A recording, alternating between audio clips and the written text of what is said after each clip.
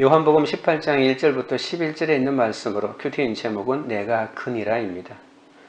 교회는 말씀과 기도로 세워진 믿음의 공동체이기 때문에 예수님은 공동체의 하나됨을 위해 기도하십니다.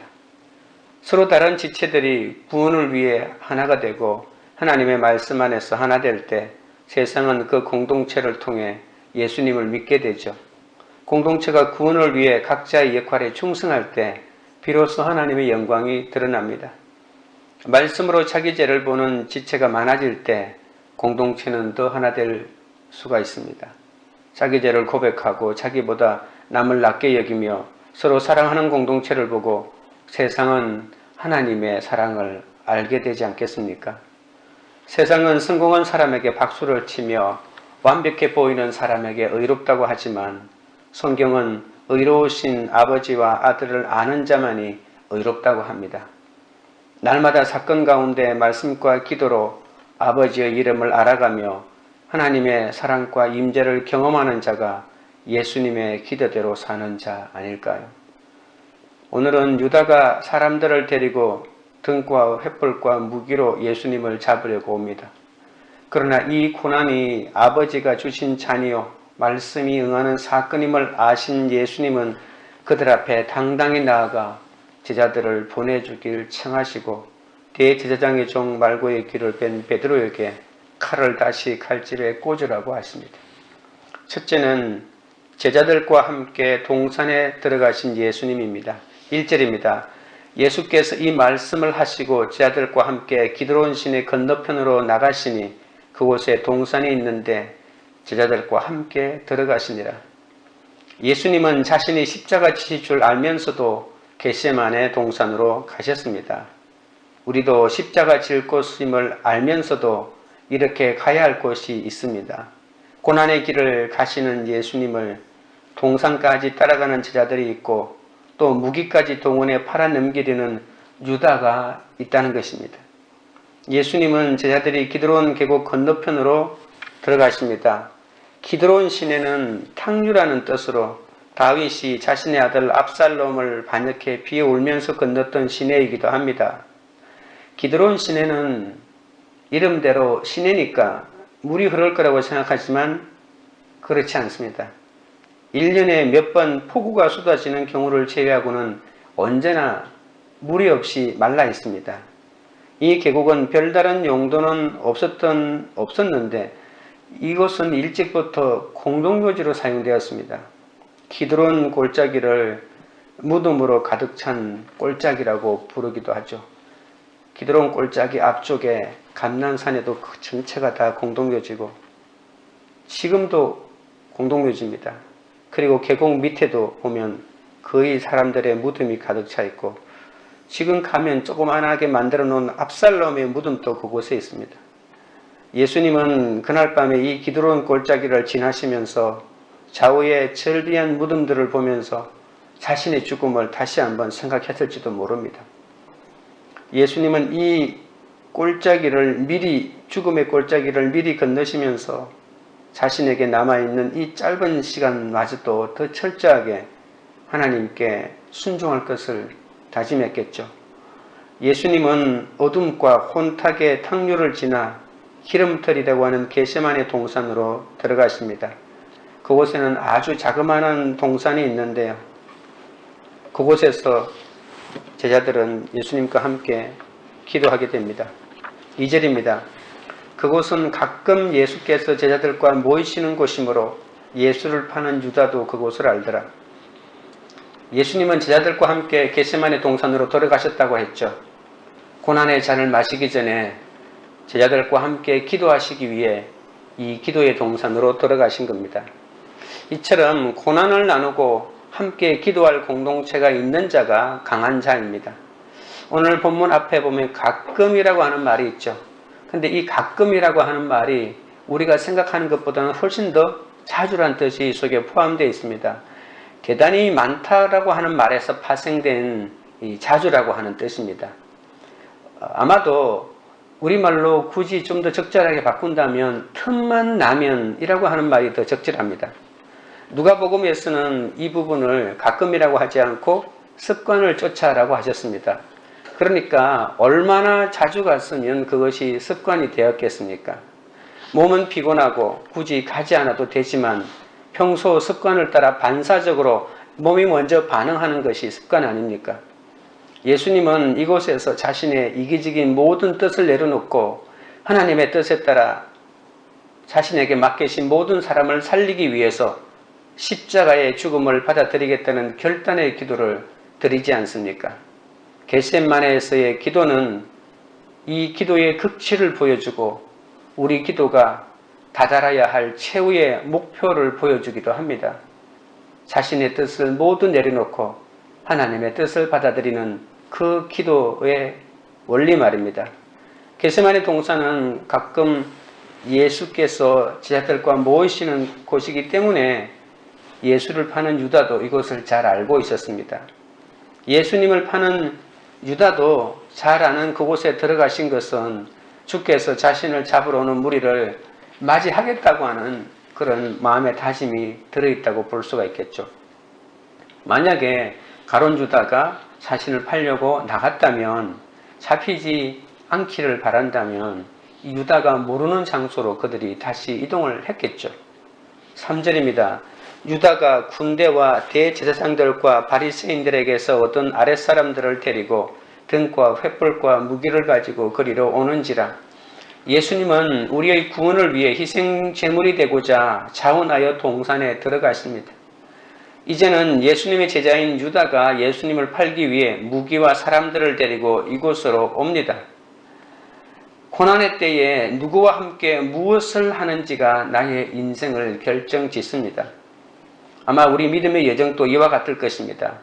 어둠과 혼돈의 때가 임하고 기름을 짜는 듯한 고통의 때가 오면 3년 동안 삶을 나누며 사랑했던 사람에게 배신당하는 아픔을 겪기도 합니다. 그러나 고난의 환경을 만나고 사랑하던 사람에게 배신당하는 이때가 말씀이 응하는 때입니다. 하나님의 자녀는 세상 사람들의 무기인 권세에 잡히거나 자기 힘이 없어서 힘 있는 사람에게 팔리는 것이 아닙니다. 하나님의 때가 임했기에 잡히고 팔리는 것입니다. 이것을 명심해야 합니다. 우리는 나를 파는 사람을 향해 분노하며 내가 갖고 있는 무기를 총동원하여 그를 대적해서는 안 됩니다. 왜냐하면 말씀이 이루어지는 순간이기 때문에. 이 고난의 때는 예수님처럼 잡히는 모습을 보여주며 하나님보다 더 의지하는 나의 세상 모든 무기를 내려놓고 하나님의 자녀된 능력을 보여주는 때입니다. 삶으로 복음을 증가할 때가 바로 이때입니다.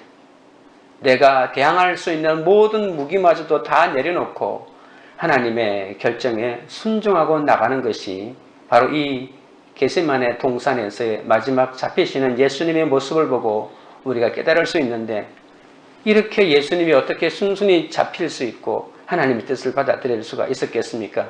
바로 기도했기 때문에 가능하지 않겠습니까?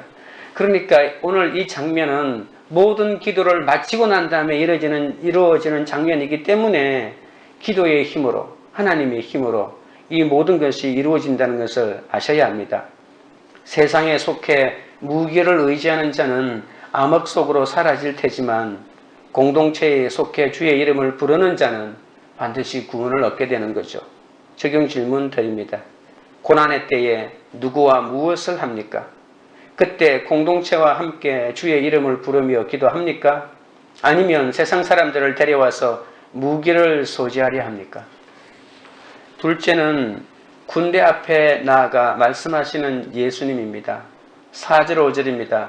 예수께서 그 당할 일을 다 하시고 나아가 이르시되 너희가 누구를 찾느냐? 대답하되 나사렛 예수라 하거늘 이르시되 내가 그니라 하시니라.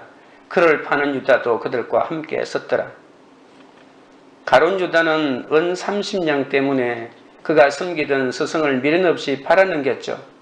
그는 단순히 팔아넘긴 것이 아니라 예수님을 체포하는 군대의 앞잡이가 되어 예수님 앞에 나타나기도 했습니다. 그러니까 이 은 30냥에는 그냥 예수님을 파는 게 아니고 앞장서서 잡아가지고 이 대제사장 앞에 무릎 꿇리는 데까지 포함되어 있는 것이죠. 그러고는 체포하는 현장에서 태연하게 서 있습니다.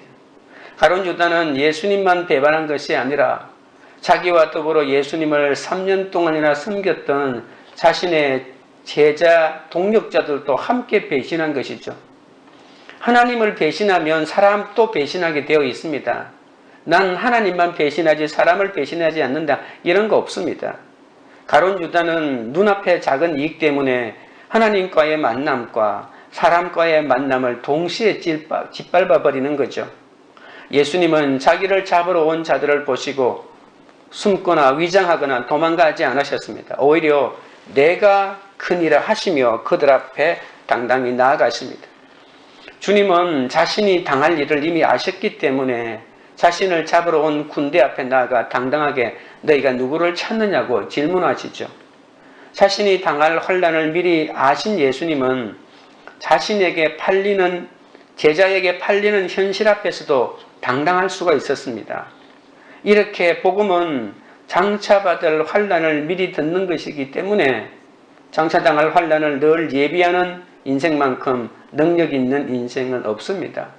그러니까 장차 당할 환난이 복음인 줄 알고 그 환난을 늘 대비해야 됩니다. 이 환난을 안 당하려고 대비하는 것이 아닙니다. 그런 환난이 왔을 때 당당하게 그것을 받아들이는 것이죠. 당할 일을 알고 예비하려면 평소 말씀을 잘 듣고 하나님께 묻는 훈련을 잘 해야 합니다. 그래야만 그런 사건의 순간이 왔을 때 말씀으로 하나님에게 묻게 되는 거죠. 그리고 해석하고 내 무기를 들고 말고를 치거나 죽이거나 하는 그런 일이 벌어지는 것이 아니라 바로 순종하게 되는 것이죠. 그런 사람은 질병과 배반과 부도의 어려움이 찾아올 때 내가 크니라 하셨던 예수님처럼 이것이 있어야 될 일임을 인정하며 고난 앞에서 빛을 발하는 인생을 살아가는 거죠. 내가 크니라라고 하는 이것이 바로 그렇습니다. 이것은 있어야 될 사건입니다. 라고 인정하는 것과 같다는 것이죠. 나를 힘들게 하는 지체라도 하나님이 영혼 구원을 위해 붙여주신 사람임을 인정하며 말씀과 삶으로 오직 하나님을 증거해야만 합니다. 6절 7절입니다. 예수께서 그들에게 내가 크니라 하실 때에 그들이 물러가서 땅에 엎드러지는지라 이에 다시 누구를 찾느냐고 물으신데 그들이 말하되 나사렛 예수라 하거늘. 예수님이 자신을 밝히시자 이에 대한 반응은 인상적입니다. 그들은 물러가서 땅에 엎드립니다. 그들은 예수님의 말씀을 듣는 순간에 예수님의 능력과 권위에 압도당하는 모습을 보이죠. 무기를 든 군대에게 예수님이 내가 크니라고 하자마자 그들이 물러가서 땅에 엎드리니까요. 아버지의 뜻을 따라 십자가에 자신을 내어드릴 예수님의 음성은 마치 돌풍처럼 사람들을 물러가게 하고 번개처럼 그들을 엎드리게 했다는 것이 놀랍지 않습니까? 내 혈기를 내려놓고 하나님의 뜻에 나를 맡긴 사람의 이 말에는 이처럼 능력이 있습니다. 유다와 함께 왔던 무리가 나사렛 예수를 찾으러 왔다고 하면서 예수님을 무시하는 말을 하죠. 나사렛 예수라고 하는 말 자체가 이것은 무시하는 말입니다. 이 나사렛 예수라고 하는 말이 오늘 본문에 2번 나타나는데 7절에도 나사렛 예수나 하거늘이란 말이 있고 바로 5절에도 보면 나사렛 예수라고 이렇게 말하고 있죠. 세상 사람들은 내가 하나님의 자녀라며 당당히 십자가 지는 그러한 모습을 보일 때 나를 절대로 격려하지 않습니다. 오히려 광신도라고 하고 바보라고 하고 고지식한 사람이라고 하면서 나를 조롱하는 거죠. 그래서 우리는 세상이 얼마나 악한지 알게 됩니다. 이렇게 우리를 조롱하는 악한 세상을 물러가게 하고 땅에 엎드리게 하는 것은 당당히 복음을 전하고 내 죄를 인정하며 세상에 감당하지 못할 미움으로 십자가를 지는 것밖에 없다니까요. 내가 세상 사람들보다 돈도 더 많이 가지고 있고 더 많은 권력을 가지고 더 많은 것들을 누리고 있으면 세상 사람들이 내가 부러워서 나에게 엎드리는 것이 아니죠. 그런 것이 아니라 내가 십자가를 바로 지고 내 죄를 고백하고 인정할 때 오히려 세상이 우리를 감당하지 못하는 겁니다. 내가 십자가를 지기로 결단할 때 군대를 제압할 힘이 생깁니다. 구원을 위해 죽고자 하는 자가 바로 주도권을 가진 자이고 하나님의 영광을 나타내는 자입니다. 적용 질문 드립니다.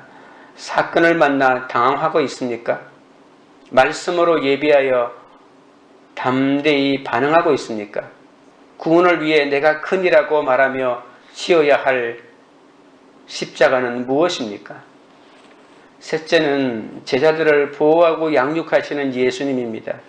8절 9절입니다. 예수께서 대답하시되 너희에게 내가 큰이라 하였으니 나를 찾거든 이 사람들이 가는 것을 용납하라 하시니 이는 하나님께서 내게 주신 자 중에서 하나도 잃지 아니하여 사옵나이다 하신 말씀을 응하게 하려 함이니라.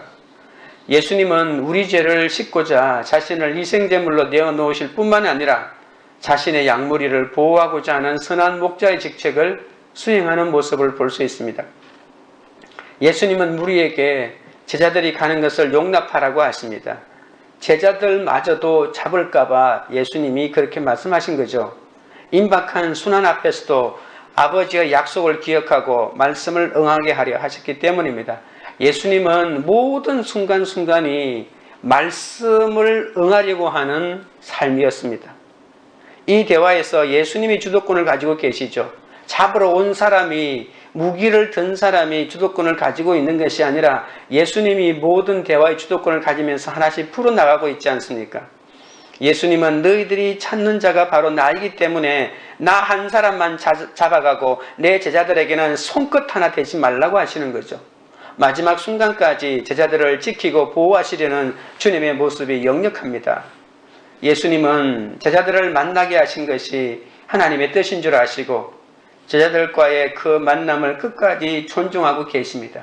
조금 있으면 나를 팔 제자들이라 할지라도 예수님은 그 제자들을 함부로 대하지 않습니다. 왜냐하면 하나님께서 자신에게 붙여주신 제자들이고 그리고 지금은 오합지졸처럼 보이지만 이 제자들의 헌신으로 이 열방까지 복음이 전해질 그러한 위대한 사명을 가진 사람이기 때문에 그렇습니다.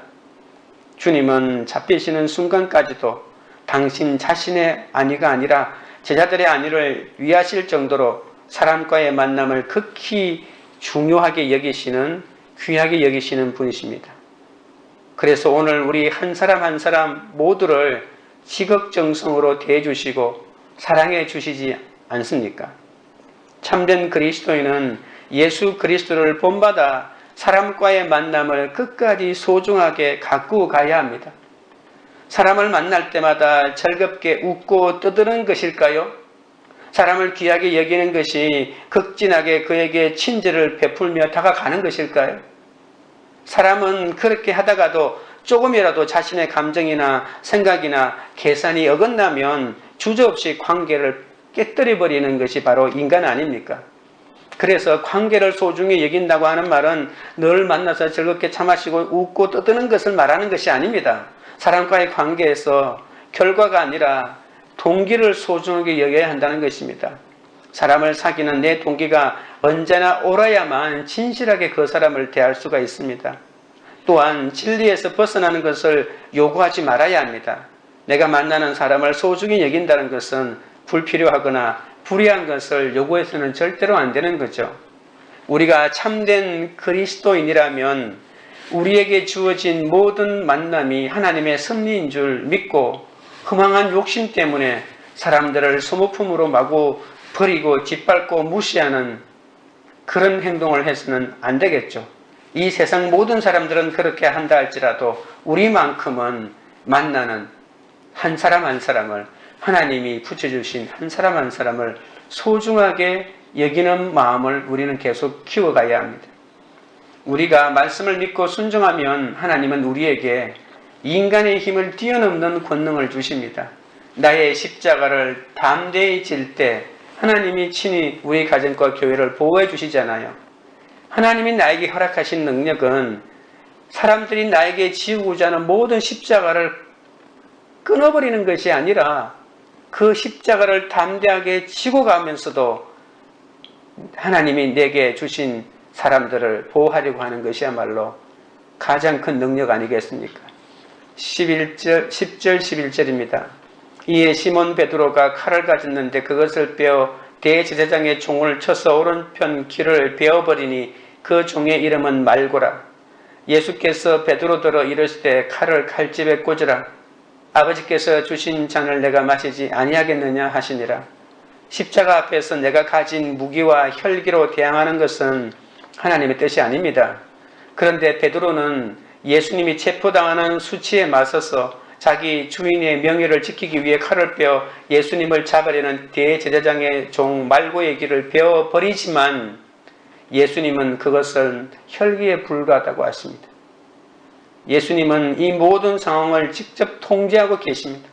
예수님도 어찌할 수 없는 어떤 사탄의 기운이 이 사건을 휘어감는 것이 아니라 이 사건을 모두 통제하시는 분은 바로 예수님 자신입니다. 예수님은 아버지의 주시는 고난의 잔을 마시기로 작정하셨죠. 이렇게 기도 응답을 받아놓고 하나님의 뜻을 쫓아가는 사람을 누가 막겠습니까? 하나님이 우리의 구원을 이루어 가시기 위해서 주시는 고난의 잔은 누구도 피할 수 없습니다. 그러나 어리석은 인생은 그 잔을 피하고자 할 수만 있으면 내가 가지고 있는 돈과 내가 가지고 있는 권세와 내가 가지고 있는 인맥의 칼을 사정없이 휘두르죠. 그리고 떼부리는 기도와 인정받기 위한 신앙 열심으로 하나님이 주신 잔을 밀어내고 떨쳐버리고 내가 살기 위해 예수님마저도 팔고 혈기의 칼로 내 주위에 있는 모든 사람을 다 베어버립니다. 예수님이 이 땅에 오신 목적은 하나님이 주신 잔을 마시기 위함입니다.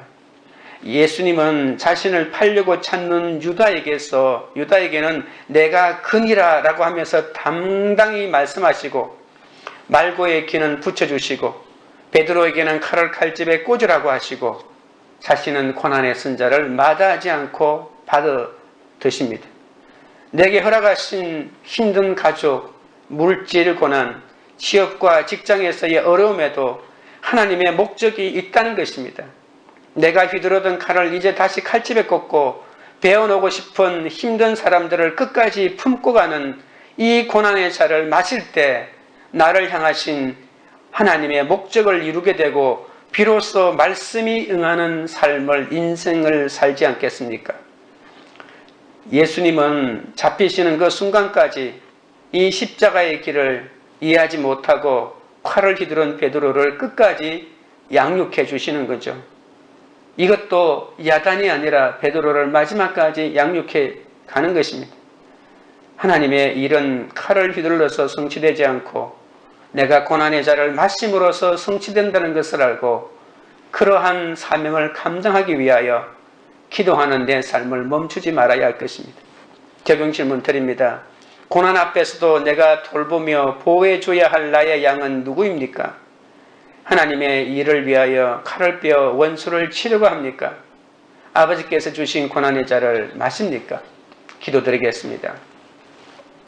아버지 하나님, 내 뜻을 버리고 주님의 뜻을 쫓아 순종해야 할 순간마다 기도의 자리를 지키지 못하고 내 뜻만 따라가 불순종의 삶을 산 것을 용서하여 주시옵소서. 나의 죄를 위한 희생제물이 되고자 제자들과 함께 동산에 들어가신 주님 감사드립니다. 그때 그곳에서 십자가를 지시는 순종을 선택하지 않았다면 지금 나의 구원도 없었을 것입니다.